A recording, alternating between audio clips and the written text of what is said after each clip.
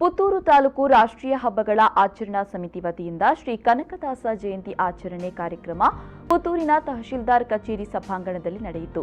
ಕಾರ್ಯಕ್ರಮವನ್ನು ಪುತ್ತೂರು ತಹಶೀಲ್ದಾರ್ ಅನಂತಶಂಕರ್ ದೀಪ ಬೆಳಗಿಸಿ ಉದ್ಘಾಟಿಸಿದರು.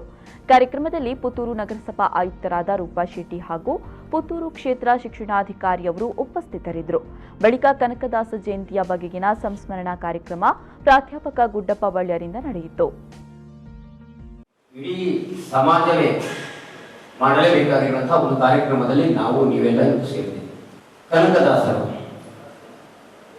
ಹೇಳಿದಾಗಲೇ ಪ್ರಾರ್ಥನೆಯಲ್ಲಿ ಅವರ ಒಂದು ಹಾಡನ್ನ ಹಾಡುವ ಮೂಲಕವಾಗಿ ನಮಗೆ ರೋಮಾಂಚನ ಆಗುವಂತೆ ಮಾಡಿದ್ದಾರೆ. ಸುಮಾರು ಶತಮಾನಗಳ ಹಿಂದಕ್ಕೆ ನಾವು ಹೋಗಬೇಕಾಗುತ್ತೆ. ವರ್ಷ ಅಲ್ಲ, ಶತಮಾನಗಳ ಹಿಂದೆ ಆ ಒಂದು ಕಾಲದ ಸ್ಥಿತಿ ಹೇಗಿರ್ಬೋದು ಅಂತ ನಾವು ಯೋಚನೆ ಮಾಡೋಣ.